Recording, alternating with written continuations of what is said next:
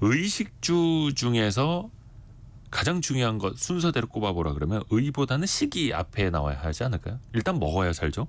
우리 삶에 꼭 필요한 산업, 농업.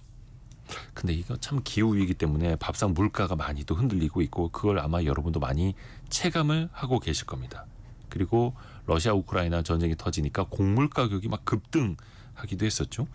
이 농업에 대해서 제대로 알아야 제대로 대응할 수 있을 텐데요. 우리가 몰랐던 이 책 제목이 당신이 모르는 진짜 농업경제 이야기네요. 좀 깁니다.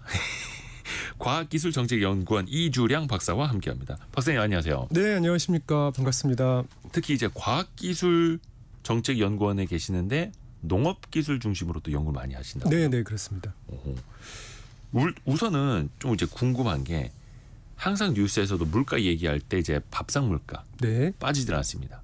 농식품 물가가 또 어떨 때는 배추가 뛰고 예. 어떨 때는 사과가 뛰고 네, 네. 안 뛰는 게 없습니다. 뭐 하나씩은 뜁니다. 원인을 찾아보자면 그냥 우리는 기후위기 가장 크게 이야기를 하는데요. 그게 맞습니까? 어느 정도는? 일단 구조의 문제하고 기후의 문제가 가장 큰 두 가지인데요. 요새 상황은 기후가 압도적입니다. 예, 그러니까 한국 농업 자체가 5,000년 동안 온대 농업에 최적화돼서 세팅된 농업이거든요. 온대. 예, 온대. 그런데 이제 최근에 한국 기후가 아열대로 아주 빠르게 들어가고 있거든요. 그래서 지금 뭐 그 건기, 우기, 강우량, 강우 패턴, 온도 변화, 계절 변화 이런 걸 보면 이제 거의 아열대로 가고 있고요. 이렇게 가면 지금 한국이 재배하는 거의 모든 품목이 기후 변화에 적나라하게 노출이 돼 있고 올해 같은 그 일회성이 아니라 내년에는 더 심해지고 내후년에는 더 심해질 그럴 가능성이 매우 높습니다. 반짝 그 이상 기온 때문에 피해를 입고 끝나는 게 아니라 네네. 이게 계속 흐름으로 이어지고 갈수록 더 심해지고요. 네, 네. 그러니까 아열대 기후로 빠르게 우리가 옮겨가고 있다. 뭐 여름에 비 오는 것만 봐도 그렇죠. 옛날 장마랑은 또 많이 달라졌으니까. 50일 이상 오면 이건 우기지 장마라고 보기 힘들거든요. 네. 우리도 그럼 이제 장마가 아니라 우기 네, 네. 이렇게 표현을 해야 될 수도 있겠네요. 네, 네. 이미 이제 그렇고요. 또 하나는 이제 그 정도 변하면 예. 사실 사람도 적응하기 힘들잖아요. 그렇죠. 또 이제 2도 정도만 변하면 모든 품종, 재배법, 방제법, 병충해 이런 게 2도 폭이면 거의 새로운 세팅이 필요한 정도거든요. 기온이 2도가 변하면. 네, 네. 그러니까 사람도 2도면 힘든데 사람은 생체량이 많은 동물이잖아요. 근데 벼 한 포기, 풀 한 포기 그 생체량이 아주 적잖아요. 그 장목의 관점에서 2도는 뭐 생사를 넘나드는 변화입니다. 그럼 예를 들어서 각 지역별로 특산물 같은 것도 있었고 네네. 그 지역의 기후에 맞게 뭐 과수원에서 품종을 이제 선택을 해서 키우시는 분들이 이제 네네. 뭐 최근만 하더라도 한 100년 이상 그게 이어졌을 텐데 그렇죠. 그러면 그 품종들도 다 네. 바뀌어야 하는 거예요 이제는? 그렇습니다. 2도 변하면 품종과 재배지가 다 이동을 해야 됩니다. 그래서 사실 이런 경고가 아주 오래전부터 있었는데 근데 사실 그 지금처럼 직접 체감하게 된 거는 최근의 일이 되는 거죠. 그러니까 저 어릴 적만 하더라도 뭐 사과는 어디에서 배는 어디에서 뭐 배추는 뭐 고랭지 어디에서 이런 거 배웠잖아요. 주산지가 있었죠. 그게 이제 다 위로 어디 올라가는 겁니까? 그렇죠, 그렇죠. 예. 보통 사과가 대구나 경북 지역, 그다음에 충북 쪽, 그러니까 일교차가 심한 곳, 그리고 광량이 많은 곳, 네. 낮에 광량이 많은 곳이 주산지였는데 지금은 뭐 최저 온도가 그 워낙 높아져 버렸으니까 강원도 이상으로 지금 올라가고 있고 또 고지대로 올라가고 있고. 근데 이제 이런 추세고 이미 사과 농가들 많이 강원도로 이동해 있죠. 그리고 또 남부 지역에서는 오히려 그 아열대 어디 동남아에서 키우던 이런 품종을 또 키우면 오히려 그게 더 잘 될 수 있는 그렇죠. 거고요. 이게 위기 속에서도 또 일단은 또 기회를 찾아야 되는데 네, 네. 일단 농산물 가격이 많이 오르게 되면 정부에서 이제 물가를 좀 진정시켜야 되니까 수입을 좀 확대하는 그런 카드를 쓰죠. 그러면 수입산 말고 어떤 다른 대안은 없는 겁니까? 이건 단기적으로 어쩔 수 없는 걸까요? 기본적으로 수입이 그 아주 이제 위급할 때 쓰는 게 이제 우리나라 경우는 수입이거든요. 근데 그 수입이 불가피한 상황이 많이 오고 있어요. 많이 오고 있고 사실 또 사과를 예를 들면 사과는 수입이 거의 안 되는 과수 품목이거든요. 그렇다 하더라고요. 네네. 그 사과는 그 포도 같은 건 우리 수입 많이 하잖아요. 네. 심지어 그 남반구에서 칠레 같은 데서부터도 갖고 오잖아요. 근데 사과는 이제 유독 수입이 덜 되지 않습니까? 그 이유는 뭐예요? 아 이게 이제 여러 가지가 복잡하게 얽혀 있는데요. 아니 그 외국 사과도 똑같이 생겼고 네네. 심지어 사과 모양을 그 로고로 쓰는 IT 회사도 있는데 네네. 우리가 먹는 거랑 똑같이 생겼던데 네네. 왜 안 되는 겁니까 수입이? 일단 사과가 가지는 작목의 특성이 한국 과수농가의 4분의 1은 사과를 재배합니다. 그러니까 사과가 대표 작목인 거예요. 과수상에서. 네. 그래서 사과가 수입이 되면 우리나라 과수산업 전체가 타격을 받는 것이 불가피한 게 하나가 있고. 일단 문을 열어놓으면 네네. 그리고 또 이 농작물을 수입한다는 건 그 상당히 많은 검증이 필요합니다. 그래서 수입 안전성 검증 같은 거 하는데 뭐 8년에서 10년까지도 걸리거든요. 그래서 외국의 사과가 들어오면 국내에 있는 없는 병해충들이 들어올 수가 있어요. 사실 그래서 그런 것도 아주 엄격한 오랜 기간에 걸쳐서 체크를 해야 되고 또 그거 이외에도 또 이런 문제도 있습니다. 농산물은 수입을 하면 수출도 할 수 있어야 돼요. 동일 품목이라도. 그래서 가격이 올랐을 때 수입을 해서 그 상향을 끊어버리잖아요. 그럼 가격이 내렸을 때 수출을 해서 하향도 열어줄 수 있어야 돼요. 그래야 생산 기반이 무너지지 않습니다. 가격이 올랐을 땐 수출을 하는데 가격이 내렸을 때 가격이 올랐을 때는 수입을 하는데 네. 가격이 내렸을 때는 수출하지 못한다. 이러면 국내 농가가 그 생산 기반을 유지할 수가 없습니다. 그러네. 오히려 또 이제 시장이 왜곡이 될 수도 있을 그렇죠. 테고. 예, 그렇죠. 뭐 당연히 이제 사과를 값을 더 많이 쳐주는 해외에다 팔고 싶지. 그렇죠. 뭐 싸게 팔라고 하는 국내에서는 안 팔 거야. 뭐 이럴 수도 있는 거고. 네, 네. 그래서 이게 어떤 뭐 맛이나 품질의 문제라기보다는 제도 절차의 문제네요. 네, 제도 절차 그다음에 그 정책적 고려 뭐 이런 것도 여러 가지 사회 경제적으로 복잡하게 얽혀 있는 문제고요. 기술이나 뭐 품목의 맛 뭐 이런 건 아닙니다. 실제로 우리나라에 사과 수출하겠다고 신청해 놓은 국가들이 많이 있습니다. 문 좀 열어주십시오. 네, 문 좀 열어주십시오. 그래서 지금 계속 검사 중입니다. 계속. 대한민국 사람들이 이제 사과 좋아하는데, 네, 네. 근데 그 문을 우리가 안 열고 있는 거고, 한번 여는데도 워낙 문이 크니까 또 서서히 열 수밖에 없을 때. 그렇습니다. 네. 그래서 한번 개방을 했을 때 국내 생산 기반이 무너지는 그것도 충분히 고려를 해야 되거든요. 그러면 우리 청취자분들, 국민들 입장에서는 당장 문이 열리면 사과를 싸게 사 먹을 수는 있는 거예요? 그렇습니다. 예, 외국의 생산비가 우리나라보다 많이 낮기 때문에. 아, 그래요. 네. 근데 또 과수농가 대부분이 사과를 키운다고 하니 그 과수농가가 넘어질 수도 있는 거고요, 무너질 수도 있는 거고. 잘못하면 뭐 계속 사 먹어야 되는 거죠. 계속 사 먹어. 앞으로 국내 과수 산업 자체가 이제 그 존립하기 어려운 경우도 있는 거고요. 근데 이걸 또 반대로 이 얘기를 뒤집어서 보면 배추 같은 경우에는 최근에 가격 많이 올라서 정부에서도 수입산을 늘리겠다고 하거든요. 네. 이게 그러면 수입이 잘 되는 이유는 배추 농가들은 또 가만히 있는 이유는 뭐가 다른 거예요? 이번에 배추 수입 같은 경우는 아주 특별한 경우였어요. 예. 네, 아주 특별한 경우였고 제가 기억하기로는 한 8년만 10년 만에 처음으로 어느 정도 수입을 하는 상태였습니다. 아, 원래 배추 수입이 그렇게 많지는 않았어요. 그렇게 많이 수입하지 않고요. 한국이 사과 생산 체계, 배추 생산 체계가 견고하게 구축이 되어 있거든요. 네, 그래서 그 일시적인 가격 등락으로 수입을 쉽게 하면 그 생산 기반이 무너져서 오는 피해가 더 크기 때문에 네네네. 그 수입에 대해서는 이제 최대한 보수적으로 접근할 필요가 있고요. 그리고 또 차이는 그 품목의 저장성에 있어요. 저장성. 네네. 사과 같은 경우는 저장성이 좋은 과일이거든요. 네. 그래서 이제 한번 생산을 해서 저장을 해놓으면 그걸 연중 출하가 가능한 품목입니다. 연중 출하. 연중 생산은 되지 않더라도 그 저장된 상태에서 계속해서 출하가 가능하거든요. 네. 그래서 이제 국내에서 수급 조절이 가능한 상황이죠. 가능한 품목인 거죠. 그러니까 예를 들어서 포도 같은 경우는 저장성이 없거든요. 네. 그러니까 이런 과일은 아하. 수입에 좀 더 적극적일 수 있는 거죠. 수입을 하더라도 국내 농가에 미치는 영향이 적은 거죠. 빨리빨리 소비가 되고 예. 딱 필요한 양만큼만 들여야 어차피 되니까. 우리나라 땅이 없는 기간이 많으니까. 아하. 없는 기간이. 기간. 네네. 그러네요. 네. 이것도 다 입체적으로 살펴봐야 되는 거네요. 그렇습니다. 배추 얘기 조금 더 해볼까요? 너무 재밌습니다. 네네. 또 이제 김장철 다가오고 있어가지고 네. 당장 어떻게 배추 가격이 좀 내려갑니까?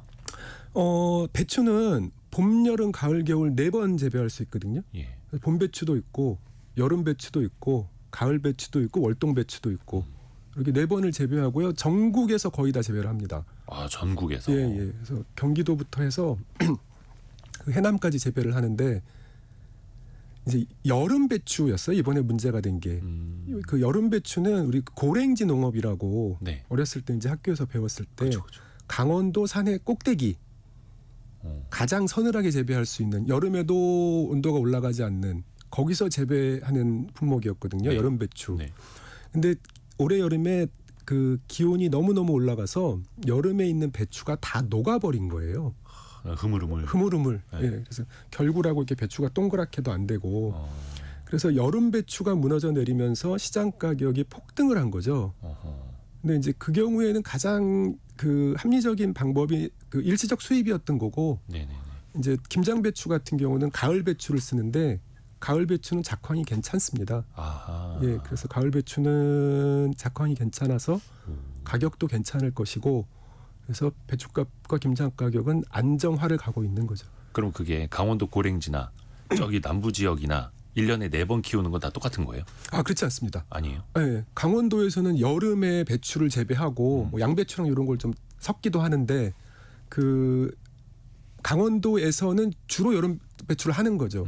그리고 해남이나 이런 따뜻한 데서는 가을 배추를 중심으로 하는 거고. 그러니까 전국적으로 봤을 때 봄, 여름, 가을, 겨울 이제 순환적으로 그렇습니다. 재배가 가능하다. 네. 그리고 가을 배추는 상대적으로 작황이 양호하고. 그렇습니다. 그래서 네. 한 계절에 문제가 있더라도 그 계절만 지나가면 그렇습니다. 배추 가격은 안정될 수 있는 거네요. 네.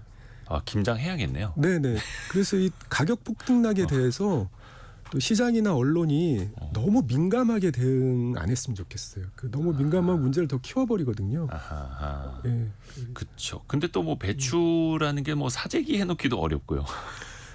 저장이 좀 되기는 하는데 네. 또 가격이 뭐 그렇게 비싼 품목이 아니지 않습니까? 아. 그래서 생산비에 그 저장 비용까지 합쳐버리면 가격이 확 올라가 버리는 거고요. 아하. 더 큰 문제는 한국에서 이제 점점 여름 배추를 재배하기가 불가능해진다는 데 있습니다.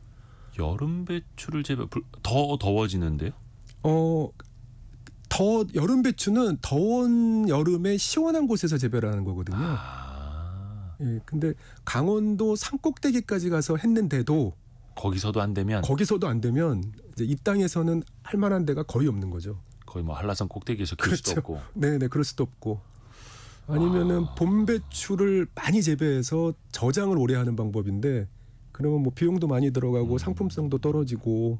근데 앞에 이제 처음에 박사님께서 우리 과학기술연구원 과학기술정책연구원 이주량 박사와 함께 이야기를 하고 있는데 기후 위기는 점점 더 심해지고 장기 추세로 이렇게 가고 있다라고 말씀해 주셨는데 여름 배추가 문제가 되는 건 그러면 올해 뭐 작년 이야기가 아니라 구조적인 앞으로 구조적으로 계속 여름마다 구조적 배추 상시적인 작황이 더 문제. 안 좋아지는. 네. 그럼 그때마다 여름 배추를 사 먹어야 할 시즌에는 네. 가격이 또 뛸 수밖에 없는 네. 이거네요. 네. 그러면 정책적으로도 여름 배추 작황 앞으로도 안 좋아질 테니 여름 배추 시즌에 맞춰서 이때는 계속해서 수입을 더 늘려야겠다. 이렇게 또 준비를 해야 될 테고요. 그런 준비가 필요하고요. 또 대체하는 방법도 있죠. 사실 그 가을 배추 생산을 늘려서 그러니까 봄 배추 생산을 늘려서 김치를 많이 만들어 놓는다거나 아니면 수입을 한다거나. 김치는 이제 저장이 되니까. 그렇죠. 장기간 되니까. 네, 아니면은 뭐 생배추 상태로 저장을 한다든가 이런 여러 가지 컨비네이션이 필요한 거죠.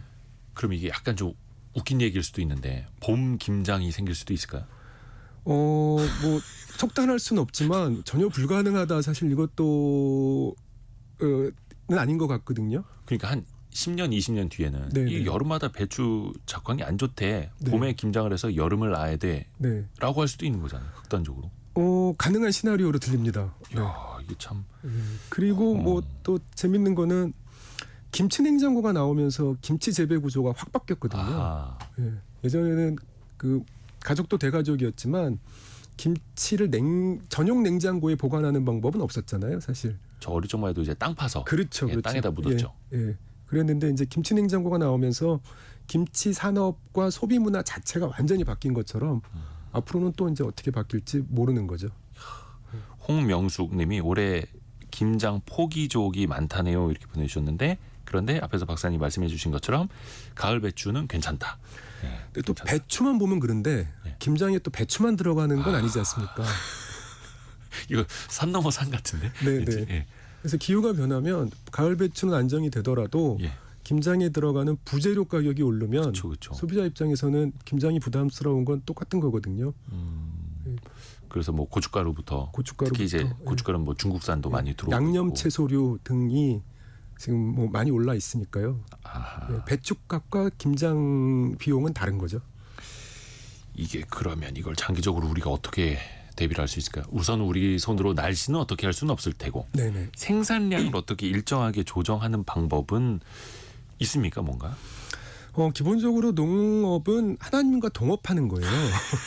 하늘과 동업. 네. 어. 하늘과 동업하는 거라 이 동업자가 속세우기면 예. 사실 그게 다 자기 부담이거든요.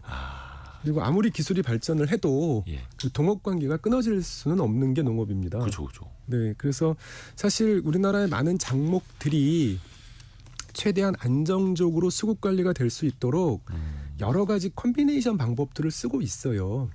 그래서 국내에서 생산이 안 되는 것들은 뭐 이미 수입도 상당 부분 열려 있고 대표 품목들에 대한 수입의 거부감이 많은 거지 그 대표 품목을 제외하고는 많이 거의 다 개방이 돼 있거든요.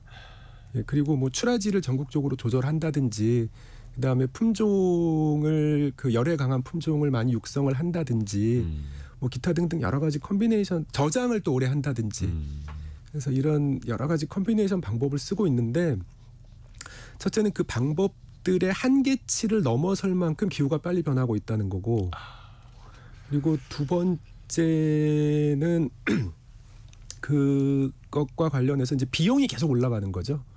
저장 비용도 그렇고. 네네 그 컨비네이션을 생산 비용도 그렇고. 하는 비용이 어. 네 그렇습니다. 그러게. 컨비네이션 농업 이거 어릴 적에 교과서에서 보던 이야기인데 네. 어떻게 보면 이거를 더 해외가 됐든 기술이 됐든 그저 저장 방법이 됐든 더 복잡하게 또 준비를 꼼꼼하게 해야 하는 시대로 또 그렇습니다. 가고 있는 거네요. 네네. 근데 농업에 대한 편견이 또 많다고 합니다. 우리가 농업을 이제 1차 산업이라고 네네. 이야기하지 않습니까? 책 제목이 당신이 모르는 진짜 농업 경제 이야기인데 1차 산업에 대한 이게 범위도 우리가 또 잘못 알고 있는 게 많다고요. 일단 농업이 크게 세 덩어리가 있습니다. 세 덩어리. 그래서 하나는 이제 아까 이제 말씀하셨던 1차 산업, 그러니까 생산 농업이라는 건데 실제로 논밭에서 작물을 기르고 축사해서 동물을 기르는 요거 농민과 농촌이 있는 영역, 그렇죠. 생산자가 있는 요 생산 농업인데 그걸 농업이라고 우리는 흔히들 생각하죠. 1차 산업. 네네네 그렇게 생각들을 하시죠. 예. 근데 그 앞뒤로 또 더 큰 덩어리들이 있어요. 앞뒤로. 네. 그러니까 이 생산 농업이 유지가 되려면 여기에 들어가는 그 품목들을 공급을 해야 되는데 예를 들어서 종자, 아, 농약, 비료, 농기계, 농자재. 그다음 이제 이런 것들이 또 큰 산업이거든요. 이 하나하나가. 네, 그렇죠. 이 하나하나가 큰 산업이고 이거를 이제 우리가 후방 농업이라고 합니다. 생산 농업을 지원해 주는 아하. 농업. 이제 또 그리고 농업에서 그 식품도 나오고 뭐 소재도 나오고 이렇게 되지 않습니까? 네. 그럼 이제 이걸 가지고 가공하는 영역이 있는 거예요. 화장품으로 만들 수도 있고 바이오 소재로 만들 수도 있고 그다음 서비스 산업을 만들 수도 있고 식품으로 만들어서 갈 수도 있고 이걸 이제 우리가 전방 농업이라고 하거든요. 어. 그래서 생산 농업은 사이즈가 작아도 후방 농업과 전방 농업은 사이즈가 무궁무진한 거죠. 그러니까 예를 들어서 뭐 식자재 마트나 아니면 뭐 네네. 채소 뷔페 그렇죠. 이런 것도 서비스업일 수도 있겠습니다만 어떻게 보면은 이제 전방 농업으로 그렇습니다. 넓게 또 볼 네, 수가 네. 있다. 그렇죠. 네. 그 앞에 산업이 또 안 좋아지면 그렇죠. 농업까지 줄줄이 네. 영향을 받는 거니까요. 네, 네. 박수경님이 아까 이제 기후 위기 이런 이야기 들으시면서 스마트팜이 늘어나겠네요. 이런 이야기 해주셨네요. 그 최근에 이제 농촌도 많이 디지털화되고 있다 하더라고요. 어느 정도 단계까지 와 있나요? 일단 농업과 관련해서 스마트 농업 이 미래에 꼭 필요한 핵심 수단은 확실하고요. 스마트 농업. 그러니까 이제 동업자가 계속 속을 썩이기 시작하는 거 아닙니까? 하늘이 속을 썩이면 네네. 뭐 천장을 막아서라도 뭘 키워야죠. 네네. 그래서 뭘 막고 시설을 놓고 거기다 이제 기계 투자를 하고 시설 투자를 하고 이렇게 해서 그 스마트 팜이라고 해서 온실을 스마트하게 만드는 것. 네. 그다음에 스마트 농업이라고 해서 노지 열려 있는 땅 열려 있는 땅을 또 이렇게 스마트하게 만드는 것, 그거를 통해서 예측이 빨라지고 그다음에 그거에 대한 처리가 빨라지면 확실히 좋아질 수 있으니까. 예측과 처리. 네네. 그래서 그 스마트 농업이나 스마트 팜은 이제 확실히 그 전 세계가 하고 있는 레이스 중이고요. 그러면 그게 네. 초반에는 투자 비용이 많이 들 거 아니에요. 마치 이제 그렇습니다. 공장이나 네, 건물처럼 올리고 그 층층이 실내에다가 시설을 쫙 깔아야 되고 네네. 당연히 자동화 시설일 테고 뭐 네네. 햇빛 대신에 LED 조명으로 그렇습니다. 또 광량을 또 맞춰줘야 되는 거고 그게 약간 사업성, 수익성은 괜찮나요? 수익성이 아주 간당간당하죠, 사실. 네, 아주 간당간당하고 장목에 따라서 크게 이제 왔다 갔다 하는데 그 우리가 보통 원예 장목이라고 하는 작고 비싼 것들 있잖아요. 작고 비싼 것들. 예, 그러니까 딸기, 토마토, 파프리카 이런 것들, 이런 것들은 스마트팜으로 먼저 가는 거고. 부가가치가 높은 것들. 네. 그다음에 싸고 이 벌크로 가는 것들은 어차피 이제 노지에서 해야 되니까. 그렇죠. 배추는 스마트팜에서 하면은 네. 배출 뭐 한 5만 원 줘야 되지 않겠습니까? 그러면 그 스마트팜에 인공지능 기술도 도입이 되나요 혹시? 인공지능 기술은 이제 물론 도입이 되고요. 네. 네, 또 그런 게 들어가면서 농업을 계속해서 정밀하게 만드는 길로 가고 있는 겁니다. 그래서 예를 들어서 이런 거죠. 그 농작물에 물을 주면 작물은 10%의 물만 흡수를 하고 90%는 땅으로 빠져버리거든요. 네네네. 그런데 만약에 정말 필요한 시기에 정말 필요한 것만 줄 수 있다. 그리고 그거를 작물의 관점에서 인공지능이나 데이터로 정확하게 측정하고 그 포착할 수 있다. 그럼 물값을 90% 아낄 수 있는 거죠. 오, 그러네요. 네네. 그러니까 사람 기준으로 주는 게 아니라 그렇죠. 생물 기준으로. 네네. 이제 작물은 말을 못하니까 예.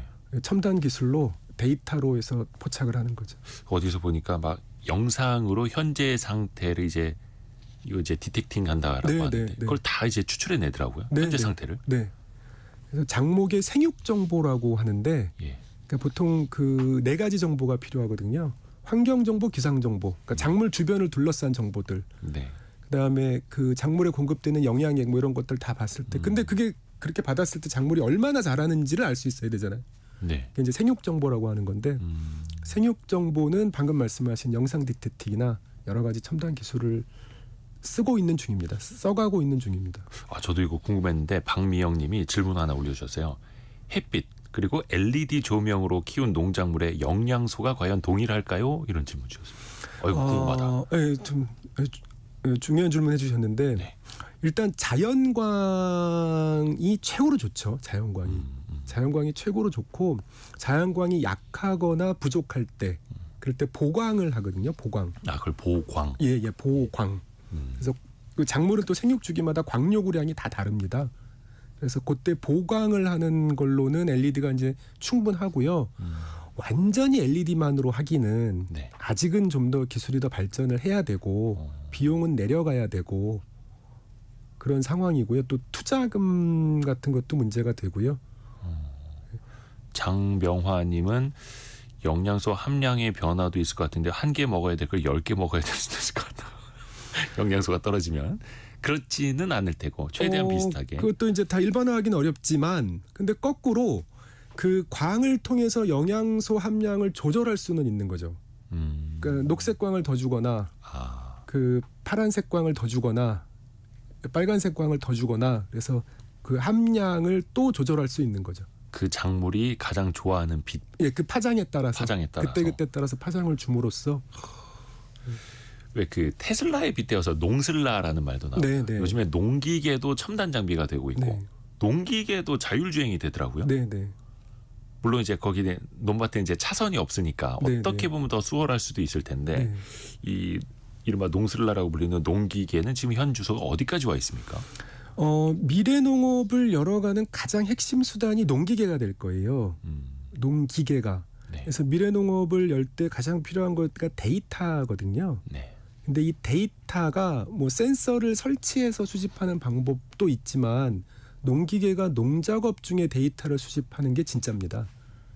그래서 그 데이터가 이제 들어오면 데이터 가지고 아까 말씀드렸던 모든 의사결정을 할 수 있고 알고리즘을 만들 수 있고 그래서 이제 그런 게 하나 있고요. 그다음에 또 하나는 농기계는 노동력을 대체하잖아요. 그렇죠. 올해부터 한국에서 제작 시판되는 이항기는 자율주행 기능이 들어갑니다. 네. 그 이항기를 예전에는 이제 사람이 손으로 잡고 그렇죠. 앞에다 모판을 그렇죠. 끼워놓고 이렇게 네, 밀고 네. 갔었는데 이제 네. 사람 손이 필요 없는 거예요. 필요 없진 않지만 네. 지금은 이항기가 2인 1조가 탑승을 해야 되거든요. 한 사람은 운전을 하고 한 사람은 뒤에서 모판을 갈아야 모판 돼요. 깔아줘야 되죠. 근데 이게 자율주행 기능이 들어가면 한 사람이 할 수 있어요. 운전은 이제 기계가 하는 거고 자기는 모판만 잡으면 되거든요. 그러니까 노동력을 50% 줄이는 거죠. 그러네요. 네. 그러니까 뭐라 해야 될까? 그 로봇 청소기처럼 혼자 돌아다니는 것도 농기계가 그렇습니다. 나오고 예, 있고 좋은 비유고요. 되게 신기해집니다. 그 미국의 농기계 회사에서 공개한 영상을 보니까 그 제초가 사실은 되게 힘들잖아요. 잡초 뽑는 게. 네, 네. 근데 농기계가 쭉 지나가면서 어떤 게 진짜 작물이고 어떤 게 잡초인지를 구별을 해서 뽑아내더라고요. 네, 네. 놀랍더라고요. 네, 그게 이제 CN 스프레이 기술이라고 예. C 보고 스프레이 뿌려버리는 거죠, 제초제를. 그래서 그것도 뭐 아주 훌륭한 기술이고 그 제초 작업에 드는 노동력이 사실 상당한 거거든요. 그 진짜 힘들죠. 네, 힘든 거죠. 특히 한국 논 지나다니다 보면 그 사람이 없죠. 그렇죠. 논에는 특히. 예. 네, 네. 그게 제초를 잘 하게 되면서 예. 노동력이 35분의 1로 줄어든 겁니다. 35분의 1이요. 네, 네. 제초를 어떻게 잘하게 된 거예요? 일단 농약이 많이 발전을 했고, 예, 그리고 그 주로 농약이죠. 뭐 농약이고 방제법이 이제 다 세팅이 된 거고요. 그렇게 되고 지금도 개발도상국의 논에 가면 네. 논 반 잡초 반 그렇습니다. 근데 우리는 제조법이 잘 발달을 했다. 여기서도 궁금한 게 그러면 농약을 치는 건 안 좋고 유기농 농약을 안 친 건 몸에 좋고 이렇게 우리는 이분법으로 생각을 하잖아요. 네, 네. 이거는 맞는 말입니까? 그건 틀린 말입니다. 그래요? 네, 네. 농약은 사실 우리가 섭취하는 일반 의약품이나 전문 의약품 수준으로 관리가 되고 있고요. 네네네. 그래서 농약을 그 용법대로 그리고 뿌리고 하면 아무 문제가 없는 상태고요, 지금. 그리고 또 하나는 유기농이라는 게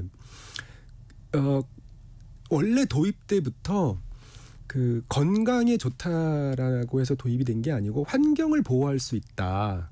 인체가 아니라 환경을 그렇습니다. 보호하는 게 유기농. 네, 네. 유기농 철학과 운동이라는 게 네. 그걸 먹으면 일반 농산물보다 좋다가 아니라 환경에 좋다예요. 근데 유독 한국에서만 유기농 이퀄 건강이라는 등식이 성립이 돼 있거든요. 야, 이게 약간 예. 왜곡된 거네요. 그렇죠, 정보가. 그렇죠. 예. 그 마케팅 용어가 돼버린 거지. 그러면 유기농이 사실은 좀 비싸게 팔리기는 하는데 네, 네. 그러면 생산을 할 때도 단가가 더 높습니까 원래? 훨씬 높습니다. 그러니까 네. 농약을 안 치고 네, 네. 키우게 되면 이제 손으로 뭔가를 뭐 제초해야 될 수도 있고 손이 더 많이 갈 수도 있고요. 그렇죠. 예. 근데 그리고 그건 비싼 거는 맞는데 인체를 위한 게 아니라 사실은 환경을 위한 거다. 그게 이제 유기농의 처음 도입 취지이기도 하고 그래서 외국 그 유럽 선진국의 소비자들은 유기농 선택할 때 내가 환경에 도움이 되지 하면서 선택을 하지 내 몸에 월등히 좋지 이건 아니고요. 우리 완전 거꾸로 알고 있었네. 예, 근데 그럼에도 불구하고 유기농이 이제 일반 농산물보다는 건강에 약간 더 좋다 이제 이런 연구 결과도 많이 있습니다. 근데 그 어떤 표준 규격 기준치 네, 네. 정도로만 쓰면은 네, 농약을 쓰는 것도 괜찮다. 안 쓰면 안 되죠. 안 쓰면 안 된다. 네, 네. 벌레 먹고 이러니까. 네. 우리나라에서 뭐 가장 대표적인 게 쌀, 네, 벼농사를 빼놓을 수가 없을 텐데 근데 박사님이 재밌게 또 비유를 하셨어요. 과거의 벼가 D램이면 지금의 벼는 HBM 고대역 통메모리다. 네, 네. 어떻게 발전을 했다라는 거예요, 이 벼가? 이게 이제 우리가 반도체도 그렇지만 자동차를 보면 네. 우리 어렸을 때 폰이 다니고 스텔라 다니고 그랬잖아요. 추억의 자동차. 추억의 자동차들. 예. 근데 지금은 이제 길거리 다니면 제너시스 있고 에쿠스 있고 뭐 이렇지 않습니까? 예. 근데 자동차에 눈에 변한 게 보이잖아요. 네네네. 근데 논에 심어져 있는 벼는 거의 비슷해 보이지 않습니까? 다 똑같아 보이죠, 솔직히. 네, 어렸을 때 보이던 벼랑 지금 보이는 벼랑 황금 들력. 방금 들려. 네. 그런데 그렇지 않다는 거예요. 예전에 심어져 있던 통일벼가 포니 자동차 같은 거라면 통일벼 네, 오랜만에 네. 듣습니다. 지금 우리나라 논에 심어져 있는 벼는 제너시스 에쿠스가 심어져 있는 겁니다. 오. 우리 눈에 똑같이만 보일 뿐이지. 지금은 그럼 품종 이름이 뭐예요? 품종이 워낙 다양화돼서 뭐 삼광, 돈진, 신동진 뭐 이런 식이고요. 그래서 오히려 그 벼가 너무 많이 나서 문제고 그러니까 수량성이 좋아졌다는 거죠. 그다음에 내해성, 내병성 뭐 이런 것도 견디는 힘도 좋아지고 아하. 그다음에 일시에 이제 수확할 수 있는 작물이 똑같이 자라가지고 똑같이 수확기를 간다는 것도 이것도 그 당연히 그렇게 되는 게 아니거든요. 그래서 그런 그게 것들이 또 품종마다 다른 거고 농사법에 네네. 따라서도 달라지는 거고. 네네. 근데 지금은 품종이 그렇게 좋아진 거다. 좋아진 거다. 근데 약간 그렇게 해서 쌀이 이제 많이 생산이 되면은 좋은 거긴 한데 너무 많이 생산이 되면 또 한켠에서는 부작용이 나타나잖아요. 그렇죠. 왜 쌀이 남아돈다라는 표현도 네, 나오고 네. 있고 식습관도 많이 달라지고 있고 이러다 보니까 정부는 결국 쌀을 사 드릴 수밖에 없고 농민들은 또 이걸로는 부족하다라고 또 반박을 하고 또 일부 소비자는 왜 우리의 세금으로 저렇게 계속 남는 쌀을 사줘야 되느냐 농가의 경쟁력을 높여야 돼 뭐 이렇게 지적을 하고요. 이게 계속 뭐 수십 년째 계속 돌고 있거든요. 이건 우리가 어떻게 해결해야 됩니까? 예, 그게 이제 참 민감한 문제이긴 한데요. 그러니까 옛날에 우리나라가 쌀 요구량이 자급자족이 이루었을 때 600만 톤이었거든요. 한 해 네. 생산할 때. 예? 600만 톤을 생산했기 때문에 자급자족이 된 거예요. 근데 지금은 380만 톤 생산을 합니다. 훨씬 줄었네요. 훨씬 줄었죠. 근데도 남습니다. 예, 근데도 남아요. 다른 음식들을 많이 먹어요. 네, 워낙 다른 먹거리들이 풍부하니까. 근데 지금 이제 380만 톤보다 더 줄여야 되는 거거든요. 더 줄여야 되는데 그 농업 생산이라는 게 거대한 항공모함이 움직이는 것 같아서 한 번에 항로를 확확 바꿀 수가 없습니다. 그리고 그 380만 톤을 뭐 두세 개 회사가 생산한다면 통제가 되겠지만 네. 이건 수십만 농민이 생산을 하는 거잖아요. 네. 네, 그래서 그걸 이렇게 한 번에 확확 바꿀 수는 없고요. 그리고 그걸 바꾼다는 게 그 정말 정답이냐 이것도 또 생각을 해봐야 됩니다. 네, 이것도 생각을 해봐야 되고요. 예를 들어 일본은 지금 쌀이 좀 또 부족해지고 있거든요. 네네네. 일본은 그래서 그런 것도 좀 고려를 해야 되고 우리나라 쌀 생산량을 장기적으로 줄이는 건 맞는데 그러니까 당장 뭘 어떻게 할 수는 없으니 그러니까 수매도 해주고 비싼 값도 이렇게 쳐주고 또 농민들의 소득 관점도 뭐 무시할 수는 없으니까 그래서 그런 여러 가지 것들이 그 작동을 하는 건데 장기적으로는 이제 적정 수준을 찾아서 가야 되죠. 그렇죠. 최근에 보니까 일본에서는 오히려 쌀이 모자란다고. 네네. 근데 그 어떻게 보면 이제 농업을 하는 사람들이 네. 줄 수도 있고 또 너무 고령화가 될 수도 있고 이게 또 문제가 쌓이고 쌓이는 거겠죠. 그렇죠. 그런 것도 쌓이고 이제 기후 변화 오고 태풍 오고 하면서 완전미의 비율이 떨어져서 수량은 되지만 품질이 안 되는 쌀이 많아지니 버려야 되고 버려야 되고 먹지 못하고. 네. 그래요. 3723님 오늘 박사님 덕분에 다양한 이야기를 듣게 되네요. 보내주고 0340님은 저희 이모부가 당진에서 농사를 지으시는데요. 힘들게 키우신 작물들을 인건비가 안 나온다고 수확을 다 못하신 채 방치하신 경우가 많더라고요. 자동 수확도 가능한 AI 농기계가 개발됐으면 좋겠습니다. 보내주셨는데 사실 농민들 입장에서 너무 마음 아프죠. 네네. 제대로 최고로 저거 마음 아프죠. 품질도 네. 안 나오고 저거 네. 따서 팔아봐야 인건비도 안 나온다. 네. 그냥 저거 겨울에 갈아엎어야겠다. 네. 너무 속상한 거죠. 네. 우리나라 식량 자급률은 어떻습니까? 이게 그러니까 쌀은 남아들고 식량 자급률은 낮다. 우리 이렇게 알고 있잖아요. 이 부분이 이제 가장 일반 국민들하고 소통하고 싶은 부분인데요. 예. 우리나라 식량 자급률이 25% 정도라고 그냥 생각하시면 가장 쉽습니다. 그 정도면 어느 수준인 거예요? 그러니까 우리나라에서 필요한 필요한 농업 생산량의 4분의 3은 사다 먹고 4분의 1은 이제 국내에서 생산하는 거거든요. 그게 이제 미국 같은 경우 원체 농업 네. 강국이니까 네, 수출을 네. 많이 하는데 대부분의 나라들도 그 정도의 식량 자급률인가요? 비교해 보면 한국이 OECD 국가에서는 거의 하위권이죠. 식량 자급률 낮은 상태. 네, 네. 예. 근데 이제 우리가 여기서 구별해야 될 게 식량 자급률이라는 개념입니다. 예. 그러니까 자급률은 우리나라 영토 내에서 생산하는 비율이잖아요. 예. 우리나라 영토 내에서. 근데 그 식량 안보는 식량 자급만으로 설명되지 않거든요. 그러니까 우리나라 영토에서 생산하는 것도 있고 해외에서 생산하는 거를 조달하고 구매할 수 있는 능력, 네. 안정적으로 그게 같이 고려가 돼야 되거든요.